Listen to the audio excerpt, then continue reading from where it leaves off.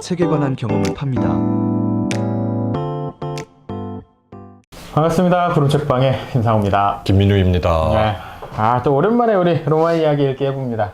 아유, 이거 뭐 거의 반년? 방학 때 한 번씩 이렇게 그렇게. 하게 되는. 워낙에 이제 또 공부하느라서 바빠가지고 벌써 이제 절반쯤 끝났잖아요. 이제 3학기 들어갑니다. 대학원 공부라는 게 사실 뭐 책 드립다 읽고 뭐 나름 이제 정리해가는 뭐 그런 과정이긴 한데 어때요? 요새도 책 많이 보죠? 요새 어제도 읽고 왔죠. 나중에 이제 박사학위 받고서 이제 구름책방에 출연하면 구름책방에 출연하는 박사학위 자가 점점 늘어나는 거겠죠? 네, 좋습니다. 네. 자, 지난번에 우리 로마 이야기 8권 읽었었어요. 8권은 이제 그 플라비아누스 왕조에 관련 이야기였어요. 베스파시아누스가 그 찌끔찌끔한 1년 몇 개월 하던 그걸 다 이제 쓸어버리고 새로운 왕조를 개창하고 베스파시아누스 황제의 아들이었던 티투스 그리고 도미티아누스까지 갔다가 근데 거기서 이제 주된 설명이었죠. 네. 네르바 살짝 나왔었고 오늘은 이제 그 다음에 이어지는 이야기들입니다. 일명 이제 오현제라고 불리는. 이거 오현제라는 말은 누가 만든 거예요? 이 오현제가 사실은 저도 정확하게 언제부터 시작된 건지는 모르겠는데 이게 하나의 시대로서 좀 유명해지게 된 거는 기본 때문에 유명해진 거거든요.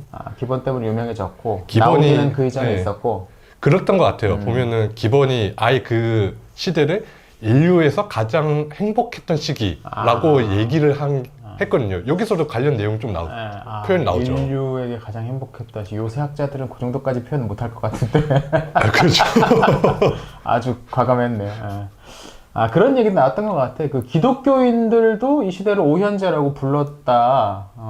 그런 걸 있었는데 이 사람들 중에 기독교인 한 명도 없었는데 탄압했었죠. 그렇게 불렀던 걸 보면 뭐 이런 서술이 이제 나오기도 했던 거니까 꽤 일찍부터 이런 얘기들이 이제 있었던 것 같긴 한데 오현제 5명의 현재 아주 선정을 펼치는 현명한 황제들이다라는 이야기입니다. 원래 오현제는 네르바부터 시작하잖아요. 네. 네르바부터 트라이아누스, 하드리아누스, 안토니누스 그리고 마르쿠스 아우렐리우스까지 가는데 이름이 다 어렵네요. 근데 첫 번째 황제인 네르바는 이 앞선 권, 이 9권의 앞선 8권 말미에 이제 등장했습니다. 도미티아누스가 암살된 직후에 이제 원로원이 나이가 많았던 네르바를 새로운 황제로 추대했다면 거기 살짝 나왔었고 그럼 나머지 4명이 남는데 그 중에 마지막 아우렐리우스 황제는 이 다음 권 그러니까 10권이 아니고 11권에 이제 등장을 합니다. 그리고 참고로 그 아우렐리우스가 그 글래디에이터 네. 나왔던 그 초반에 나왔던 그 늙은 황제가 아우렐리우스 황제라고 설정이 되어 있습니다. 그럼 남은 황제가 3명인데 이 책에서는 그 3명 중에 마지막인 안토니누스 황제에 대해서는 되게 또 분량이 적어요. 기록이 없다는 이유로. 남은 게 별로 없고 한 일이 이제 하드리안 전임 황제들이 해놨던 것들을 계속 이어가면서 유지 보수해간 일이었기 때문에 좀 적습니다. 그래서 저희가 이 9권 이야기는 이 트라이아누스 황제와 하드리아누스 황제 이 두 사람을 중심으로 이야기를 좀 해보려고 합니다. 네르바는 처음부터 나이가 되게 많았다고 하잖아요. 네. 그래서 얼마 안 가 오래 살지 못할 거라고 예상이 됐고 그럼 중요한 건 뭐냐면 그 다음 황제를 누구로 할 것인가. 여기에서 네르바가 가지고 있었던 약점 이 사람은 거의 평생을 이제 문관 비슷하게 지냈기 때문에 어떤 군대의 지지 이런 것들은 약했단 말이죠. 그러니까 이런 것들을 확 좀 끌어당길 수 있는 사람을 후계자로 세우면 네르바 자신의 치세도 안정적일 수 있겠다라는 정치적인 계산이 있었던 거죠. 그래서 이제 발탁이 된 게 트라이아누스였다고 합니다. 그리고 이제 얼마 안 가서 네르바가 죽고 나서 트라이아누스가 이제 황제로 즉위를 하는 거죠. 이 트라이아누스를 설명하는 데 있어서 초반에 가장 독특한 포인트는 뭐였냐면 속주 출신 황제다 최초에. 이 부분이 이제 눈에 좀 들어왔습니다. 저도 되게 중요한 부분이라고 생각하고 그게 이베리아, 그러니까 당시 히스파니아의 이탈리카라는 도시 출신이었대요. 근데 이탈리카라는 도시는 로마군이 이제 거기 히스파니아에서 주둔하다가 이제 나이가 들면 이 사람들이 이제 정년이 있잖아요, 로마군에. 그 사람들이 이제 퇴역을 하는데 보통 퇴역하면 집으로 가고 이러지는 않고 그냥 거기에다가 군단병들이 이제 도시를 세워가지고 살았다는 거죠. 그쵸. 생각을 해보면 이제 집에 가봤자 뭐 없는 거예요. 없는 거예요. 왜냐면 보통 이제 이 당시 군대는 다 지원병이잖아요. 네. 그러니까 군대까지 나와서 뭐 군단병을 20년씩 복무한단 말이에요. 20년짜리 기간에 군단으로 나왔다는 건 고향에 뭐 땅이며 뭐며 특히 이제 남아있는 재산이 없으니까 내 몸으로 어떻게 내 실력으로 한번 승부를 보겠다라고 나온 사람이니까 군대에 있으면서 쌓았던 어떤 스킬이나 뭐 이런 것들 다 모아가지고 같이 이제 세워가지고 거기 살았다. 그러니까 그런 도시는 처음부터 그 주민들이 다 로마 시민권자입니다. 그러니까 이탈리카라는 도시도 그런 도시였다는 거죠. 그래서 이제 거기서 살던 그 속주에 주둔했던 그 로마군의 후예라고 알려져 있습니다. 그러니까 로마인의 피가 섞이긴 했는데 보통 그런 사람들은 이제 군대를 싱글로 와서 퇴역하고 나서 거기 현지에 있는 여자들과 결혼해서 이제 가족을 이루면서 난단 말이죠. 그러니까 이 트라이아누스 황제의 피 속에는 그 이베리아 반도, 오늘날 뭐 스페인 쪽에 그 피가 많이 섞였을 것이다 라는 이야기인 거죠. 그러니까 이 부분이 이제 되게 재밌는 게 혼혈이라는 거잖아요. 라틴 계열 사람뿐만 아니라 혼혈이라는 거잖아요. 근데 그 사람을 로마의 최고 지도자인 황제의 자리까지 이제 받아들였다. 아, 이게 매우 이제 이례적이라는 거죠. 왜냐면 이런 게 잘 안 되잖아요. 그렇죠. 이 고대 로마 제국 말고는. 한국에서도 혼혈인 사람이 뭐 정계에 진출해가지고 경우도 거의 없죠. 아, 그렇지. 아예 없지 않았나? 있었나? 아예 없었나? 제 기억엔 못 본 것 같은데. 저도 아예 사실 외국 이주민은 국회의원 한 2번 됐던 기억이 있는데, 네. 이자스민 의원 같은 분들. 오늘날까지도 그렇단 말이죠. 사실 그 이후에도 비유하자면 이 책에 나왔었나? 그런 비유가 나왔었나요? 대영 제국의 국회 수상이 영국 식민지 시대 영국 사람이 와가지고 국회 그 하원 의원이 되더니 수상이 되는 어떤 그런 것과 비슷하다. 맞아요. 여기서 나왔었어요. 네. 그러니까 지금 같아도 지금 사실 얼마 전에 순핵이라는 총리 있었잖아요. 인도계 이주민 후에 영국 총리가 됐었던. 근데 그 사람은 또 그 일반적인 인도 뭐 그렇게 생각하면 안 되는 게 엄청나게 재벌이고 진작에 이주 넘어와서 뭐 그런 것들이 또 있긴 하지만 아니면 또 비슷한 어떤 일본 일제 시대 때 식민지 국가였던 조선인이나 아니면 어디 동남아의 어느 국가 사람들이 일본의 총리가 된다. 뭐 거의 상상할 수 없는 그런 일이죠. 그렇죠. 왜냐면 일본 국민도 아니었었기 때문에. 아, 그렇지. 국민도 아니었고. 그러니까 오늘날까지도 혼혈인에 대해서 굉장히 배타적인 어떤 그런 감정이 많이 남아있는 게 오늘날 마찬가지인데, 이 굉장히 트라이아누스가 속주 출신이라는 것에 대한 공격이나 아니면 비판 같은 것들이 남아있지 않은 걸로 보입니다. 이 출신보다, 혈통보다 능력이 더 중요했던 어떤 로마 황제의 독특한 면을 보여주는 게 아닌가 라는 생각이 들어요. 나중에 이제 좀 전제화 되었을 때는 혈통만 이어갖고 있으면 뭐 그렇게 되잖아요. 나중에 되게 이제 동로마 쪽으로 넘어가면 뭐 좀 무능한 사람들도 많이 있고 막 그런데 아무튼 이 시기까지는 아직은 로마에는 어떤 능력이 인정받으면 사람들도 지지도 받고 언론의 지지도 받을 수 있었다. 근데 저는 약간 포인트가 다르게 짚은 게 보면은 아우구스투스도 보면은 자기 자식을 황제로 옥립하려고 꽤 노력을 하잖아요. 그렇죠. 자기 피를 이어받은. 그러니까는 그래서 우리가 이제 클라우디우스 왕조라고 부르는데, 근데 이런 보면은 아예 그 혈통을 처음부터 아예 중시하지 않았던 게 아니라 네로 이후에 이제 더 이상 혈통이라고 하는 것이 아니라 능력을 가진 사람 군단장이 로마 황제가 될 수 있는 어떤 여건이 마련되기 시작한 정황이 있었고, 바로 그러한 맥락에 약간 위에 있는 사람이 오연제의 사람들이 아닐까, 저는 이렇게 한번 또 해석해 볼 수 있지 않을까 싶습니다. 그 부분도 있을 수 있겠죠. 근데도 그 역사가들은 약간 특유의 그 반골 기질 내지는 빈정거림이 패시브로 장착되어 있는 사람들이잖아요, 보통. 그 뭐 학자들이 다 약간 그런 경우가 있죠. 근데 그럼에도 불구하고 트라이아누스의 속주 출신을 갖다가 대놓고 그게 문제였다라고 비난했던 당시, 그러니까 로마의 어떤 역사 비평가들도 없었다는 건 저는 그 부분은 또 인정해 줘야 되지 않나. 말씀하신 그 부분도 분명히 있겠지만 뭐 그런 생각도 해보게 됩니다. 자, 그렇게 이제 트라이아누스가 황제가 됐어요. 황제가 되자마자 보통이면 그 당시에 이제 트라이아누스가 어디 있었냐면 이제 그 북쪽 방위선, 라인간 방위선은 그 즈음에 있었는데, 보통 황제가 됐으면 빨리 이제 로마로 와서 즉위식하고 뭐 인정받고 뭐 이런 걸 해야 될 것 같은데, 황제가 됐는데도 바로 귀환을 하지 않습니다. 뭘 하냐면 그 제국의 그 방위선을 이제 북부 쪽의 방위선을 보강을 하면서 지내는 거죠. 이제 라인간 그 게르마니아 방벽도 있고 막 그런 것들이 이제 이것들 이렇게 체제를 정비했다는 거죠. 이게 제대로 될 수 있도록. 이건 꽤 필요한 겁니다. 한번 뭔가 군대에 뭘 배치해 놨다고 해서 끝이 아니고 상황이 이렇게 바뀌고 또 이런 상황이 생기면 거기에 맞춰가지고 또 원칙은 이렇게 지난번에 이렇게 했지만 이 부분은 이렇게 하는 게 좋고 이게 계속 필요한 작업이거든요. 이게 없으면 나라가 안 굴러가죠. 맞죠. 그러니까 그런 부분에서 트라이아누스는 먼저 그 책무를 먼저 했다. 제국 방위의 어떤 중요한 그 책무를 먼저 했다는 면에서도 상당히 이제 점수를 딸 만한 부분이고 또 이제 그걸 끝나고 나서 로마로 이제 복귀를 했어요. 구현을 했어요. 이제 제 위에 이제 뭐 추대를 봐서 올랐겠죠. 이제 올라간 후에도 상당히 검소한 생활을 했다. 중요하죠. 지도자가 검소한 생활을 한다라는 건 이거는 참 지지율을 높이는데 아주 중요한 덕목이죠.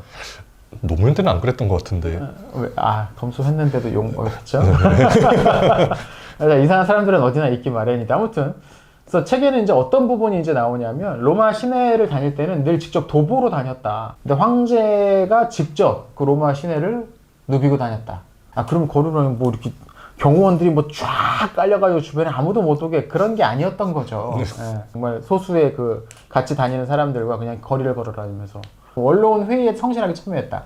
원로원 의원들 입장에서는 이게 되게 점수도 높였죠. 왜냐면 티베리아누스 같은 경우는 완전 개무시해버리는 걸 니들 뭐 해봤자 니들이 뭐 하겠어 이런 식으로 이제 대접했다면 뭐 얘기 뭔 지루하게 하는 얘기 다 앉아서 끝까지 들어주고 또 자기 의견 얘기할 때는 또 얘기하고 뭐 이런 것들 우리를 존중해 주는구나 그런 입장을 갖게 했고 국가 반역죄로 원로원 의원들을 고발해서 처형하지도 않았다. 이것도 원로원 의원들한테는 상당히 중요한 포인트인 거죠. 왜냐면 이 국가반역죄는 그냥 황제가 수틀리면 계엄이야 하고서 너네 다 잡아. 원로원이 내 말을 들어주지 않는다. 내가 원로원 들어섰는데 박수도 안 치고 악수하자는데 악수도 안 한다. 뭐 이런 거 하면은 수틀리면 잡아 죽이는 게 국가반역죄인데 이 트라이아누스는 평생 그런 걸로 고발하지도 않았다. 그리고 집정관 선거에도 통산 3회밖에 나서지 않았다.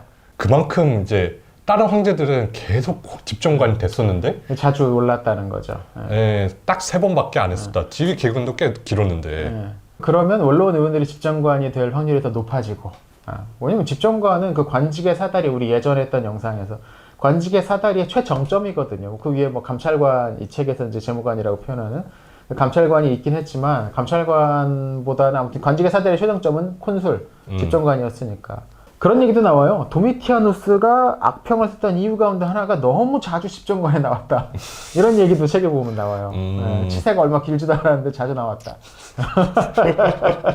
이건 이제 시대가 바뀌어도 어떤 검소함이라든지 성실함 이런 어떤 덕목 같은 것들은 국가의 지도자들한테는 상당히 중요한 덕목인 거 아닌가. 자기의 관절을 막 호화롭게 막 새로 건축하고 막 스크린 골프장 설치하고 막 이런 식으로 이제 세금을 갖다 써버렸다는 이야기들이 국민들한테 사실 좋게 보이진 않거든요. 이런 것들이. 좀 검소한 모습. 받는 것, 적게 받지도 않아요. 연봉이 뭐 몇억 대인데. 그 돈 갖고 뭐 쓸 데도 없어요. 그러면 뭐 대통령이 뭐 어디다 갖다 뭐 투자를 할 거야, 뭐 할 거야. 그거는 큰일 나죠. 이익충돌법 위반될 수도 있고. 근데 자꾸 그런 거 대통령이나 대통령 친인척들이 그런 어떤 사치스러운 삶, 아니면 자기 재산을 더 불리려고 하는 어떤 그런 시도들을 할 때 시민들은 이제 분노할 수밖에 없는 거죠. 그렇죠. 2000년 전 로마 황제들도 좋은 황제들이라고 불리는 사람들 그런 거 안 했는데 뭐 일이라도 잘 했으면 모르겠는데.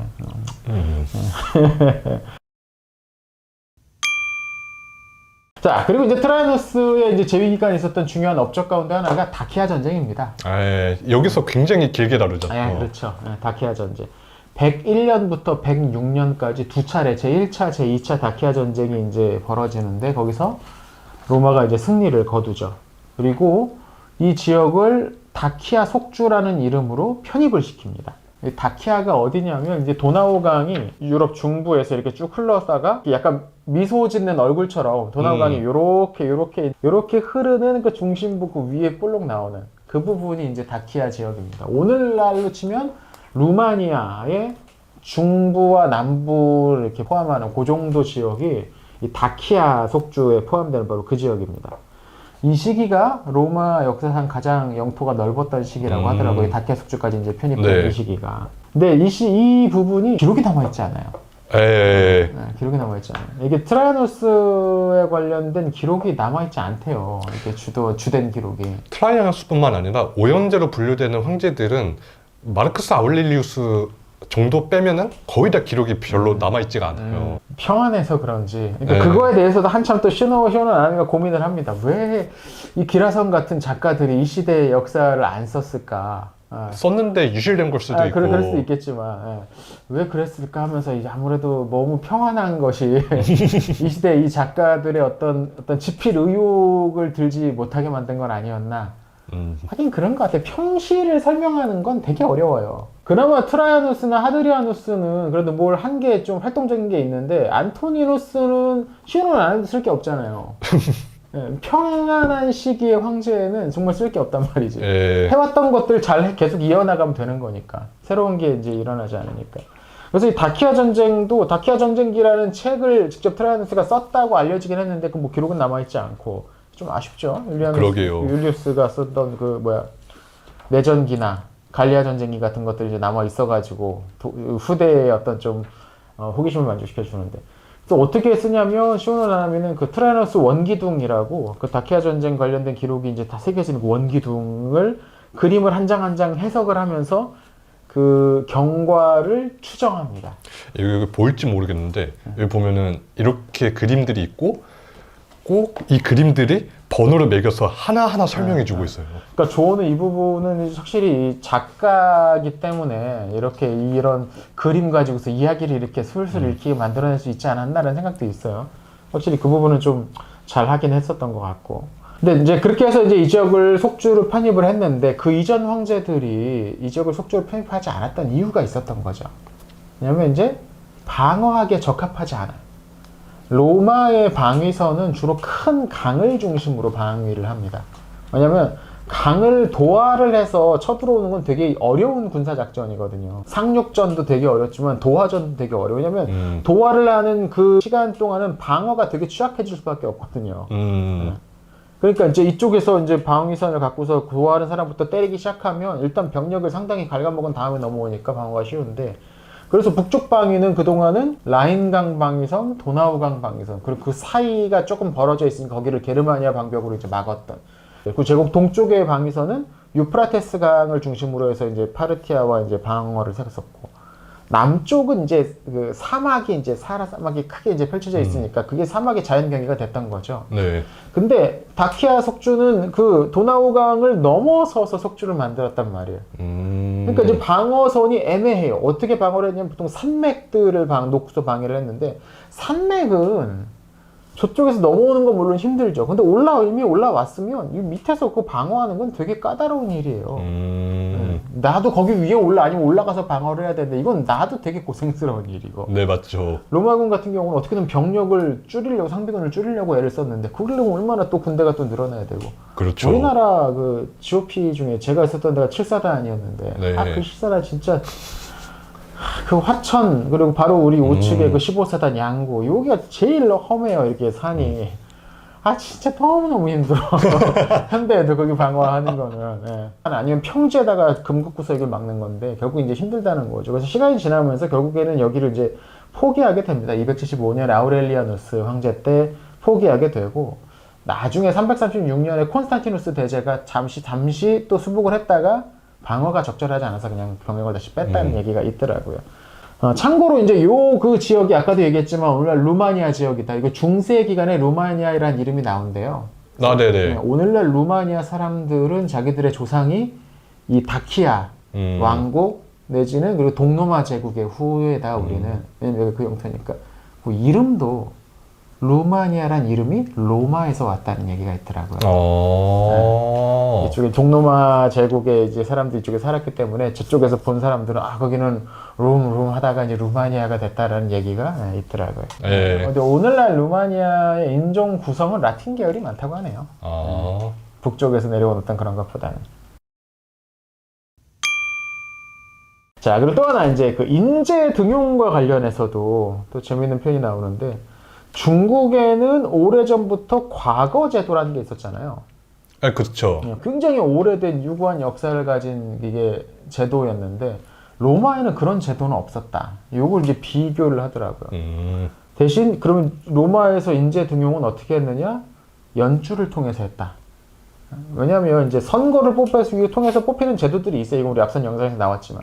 근데 그걸로는 모자라요. 모든 직위를 그 선거로 채울 수는 없어요. 그러다 보면 이제 위에 있는 사람들이, 적절한 사람들이 이제 지명해서 그 자리에 앉혀놓는 제도가 있는데, 이거 누구를 지명하겠어요? 연줄로 가지고 자기가 아는 사람, 자기한테 좀 추천받은 사람, 뭐 이런 사람을 거기다 두지 않겠어요? 그러니까 이 부분도 한번 생각해 볼 만한 여지가 있는 부분이 아닌가. 오늘날 이제 우리는 흔히 국가에서 시행하는 시험을 통과하는 사람이 어떤 자리를 맡게 되는 걸 되게 가장 공정하다고 생각을 하잖아요. 그쵸. 예. 근데 또 그게 공정하기만 한 건 아닐 수도 있다. 뭐 그건 당연한 예. 얘기. 이거 뭐 그 샌델이 쓴 공정하다는 착각 같은 책에 보면 이제 나오는 이야기이기도 한데, 왜냐면 애초에 과거 시험 같은 거는 생계를 포기하고 과거 시험을 수년간 준비를 해야 돼요. 예. 진짜 수년간 준비를 해야 돼. 생계를 포기해야 돼. 농사 짓고 뭐 장사하면서 그렇게 대충 공부해가지고 거기 천재가 있는지 모를까. 그게 안 돼요. 그럼 누가 그걸 할 수 있겠냐?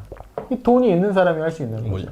대부분 양반들이지. 그렇죠. 한국의 경우에, 네. 조선의 경우에는. 근데 중국도 사실 마찬가지예요. 중국도 땅덩어리도 넓어가지고 과거 시험 보려고 가려면 이쪽에서 슬슬 걸어서 여기까지 가려면은 반년씩 걸린단 말이야.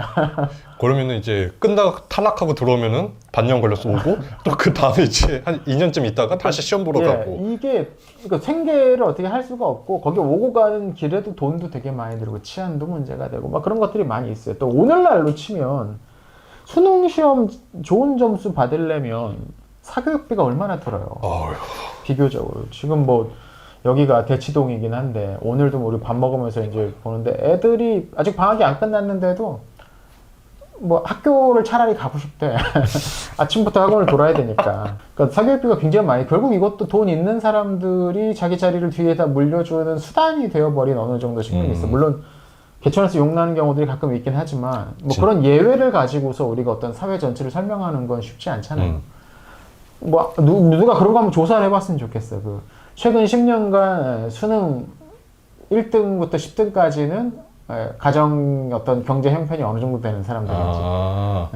최근 10년간이면 100명 중에 몇 명이나 어떤 소득 상위 몇 퍼센트 속한, 이런 것들 한번 누가 한번 분석해서 사회학 논문 하나 썼으면 좋겠어요. 그런 거 아무도 안 냈나? 개인정보라 통계 정보 같은 거 있을 것 같은데. 그러니까 그게 이제 어떤 좋은 점수를 받는 게 가장 우수한 사람을 뽑는 건 아닐 수도 있다라는 거. 그리고 예전에 이제 저 빌려줬던 책 중에 옹정제라고. 있었죠. 거기 보니까 이 과거 제도에 관해서 또 약간 좀 까는 비판하는 부분이 있더라고요. 왜냐면 이제 과거 제도 같은 경우는 시험을 딱 보면 이제 시험 그 채점관들이 있잖아요. 있죠. 그럼 채점관이 누구 물론 이름을 보진 않고 채점을 합니다. 채점을 해서 딱 뽑아서 얼굴 확인할 거 아니야. 그럼 된 사람은 저분이 나를 뽑아주셨구나 하면서 저분은 나의 선생이다. 이렇게 된단 말이야. 이런 관계가 만들어진단 말이에요. 이게 자연스럽게. 또 그렇게 막 숙이고 들어오는데 또 이 채점관이 또 걱정 말라고 앞으로 열심히 하라고 하면서 이렇게 술 한잔 먹고 밥도 먹고 얘기하다 보면 자연스럽게 파벌이 만들어진다. 과거 시험의 합격자와 그 채점관 중심으로 나름의 어떤 파벌이 만들어져. 왜냐면 저 사람이 나를 인정해줬다. 직위, 지음, 옛날에 그 사자성어도 있지 않습니까? 나를 알아주는 사람이 진정한 나의 벗이다. 근데 이분은 나의 벗은 아니고 나의 스승이다. 이렇게 넘어가는 거예요. 그러니까 과거 제도로 선발됐다고 해서 아주 공평하게 능력적으로만 앞으로 일이 처리되지는 않을 거라는 거. 저는 어떻게 또 생각할 수 있냐면은, 그렇게 제도적인 시스템을 갖춰서도 그런 일이 벌어지는데 그 제도조차 없으면 어떤 일이 벌어질 수 있겠느냐. 저는 이제 그런 입장을 가지고 있거든요. 뭐 물론 그렇다고 로마가 뭐 막장 행정이었느냐, 그건 아니긴 하지만은 무엇이 그래도 좀 더 국가가 좀 더 잘 돌아갈 수 있는 때 그래도 나을까? 뭐라도 있어야 된다. 예, 그쵸. 뭐라도 된다. 그러한 제도적인 장치가 있어야지 낫다. 그러니까 이제 저는 그런 생각을 갖고 있어서. 인맥으로 하면 그러면 모든 문제가 다 사라지냐? 그런 건 아니에요, 또. 그쵸. 당연히 뭐 좋은 사람이 좋은 사람 뽑을 확률이 높진 하지만 좋은 사람이 잘못 뽑을 수도 있잖아요.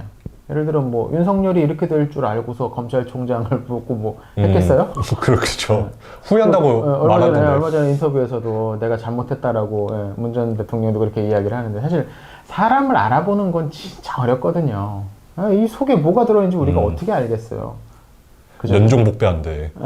그러니까 알 수가 없어요. 예, 알 수가 없기 때문에 그게 되게 어렵죠. 인맥으로 뽑는 건 어렵죠. 그러니까 그 성품을 보고서 뽑는다는 게 쉽지가 않아요. 근데 그 중국에서도 그래서 예전에 과거가 나오기 전에는 평판에 의한 맞아요.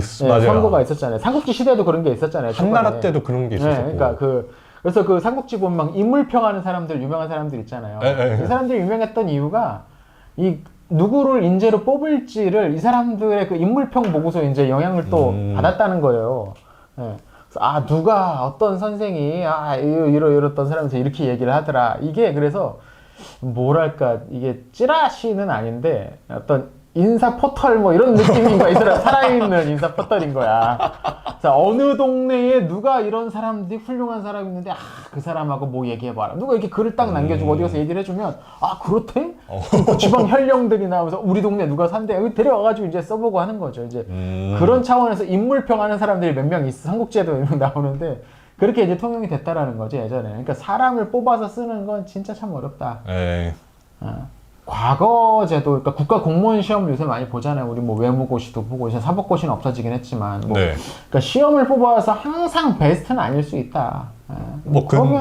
그러면 또 뭐 누가 임의로 뽑으면 추천한 사람 뽑으면 항상 베스트냐? 그것도 아니고 완벽한 제도는 없다라는 거. 우리가 너무 하나에 이렇게 그것만 붙드는 거는 좀 그럴 수 있다라는 거. 그래서 대입 시험에도 수능 시험만 보진 않고 수시를 두죠.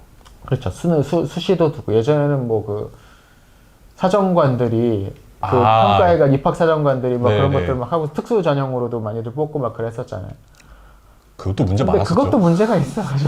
그것도 문제. 그 사람들한테 어필할 수 있는 특별 활동들은 다 돈 있는 애들만 할 수 있는 것들이야. 아니면 좀 세계가. 유력한 국회의원의 자녀라든가. 그러다 보니까 이제 좀 그 부분도 어려움이 있었는데, 근데 그러면 그걸 다 없애면 공정하냐? 뭐 요새 가끔씩 뭐 인터넷에 나오는데 뭐 학력고사 시대가 제일 공정했다 어쨌다 하는데 그렇진 또 않아요. 그건 또 그렇진 않은 것 같아 그게. 왜냐면 학력고사 점수 없다고 좋은 인재가 되는 건 아니잖아요. 그렇죠. 자, 그리고 마지막으로 이제 트라이누스는 어떻게 사망을 했는가? 트라이누스의 마지막 꿈은 카이사르와 같았습니다.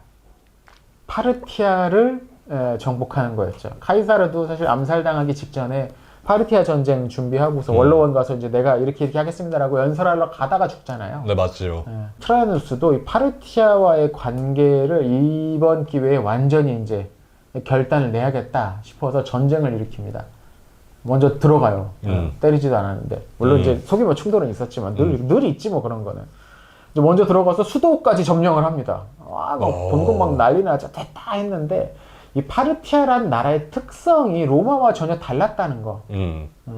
로마는 체계적으로 중앙이 있고 지방자치 단체들이 있고 뭐 이렇게 창창 내려가서 어떤 그런 권력이 그렇게 유지가 되는 곳이었는데 파르티아는 시작부터 그렇지 않았잖아요. 유목민족 중심으로 들어와서 세운 나라였고 나왔을 때 모든 지방 곳곳까지 중앙행정관이 영향을 미치지 못했고 각 지역별로 호족들, 대귀족들 뭐 이런 사람들이 자기 권력을 갖고 있었던 그러니까 왕조가 있긴 했으나 그 수도와 그 주변에만 영향을 끼쳤던 그런 나라였단 말이죠. 그러니까 그런 상황에서 수도를 때렸다고 해서 이 피해가 없는 거죠. 나머지 사람들은. 오히려 로마가 여기 왔으면 우리가 가지고 있었던 기득권이 사라지진 않을까 싶었던 지방의 이제 크고 작은 호족들이 이제 들고 일어나가지고 계속 때리는 거야. 뒤를 때리는 거야. 근데 로마군은 그거에 약하단 말이죠. 게릴라전에 약해요. 로마군은 함께 모여가지고 한 판 붙는 회전 방식이 강한데 뭐 이건 뭐 여기서 보급선 때리고 여기서 뒤에서 때리고 그냥 이렇게 넓은 땅을 점령했으니까 이제 병력을 나눠가지고 지켜야 될 거 아니에요. 그렇죠. 그럼 이거 하나하나를 이렇게 막 때려버리니까 어떻게 하지를 못합니다. 그리고 결정적으로 유대 속주에서 반란이 일어나죠.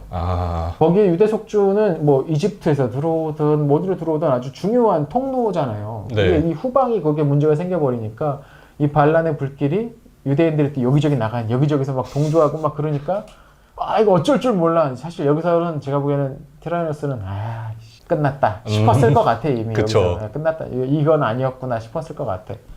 그래서 결국 이제 군대를 물려서 이제 퇴각을 하던 중에 갑자기 이제 세상을 떠납니다. 너무 얼마나 분했었었는지. 그렇지. 이게 아주 정말 그 노년에 막 부들부들 떨다가 죽었던 게 아닌가라는 생각이 들어요.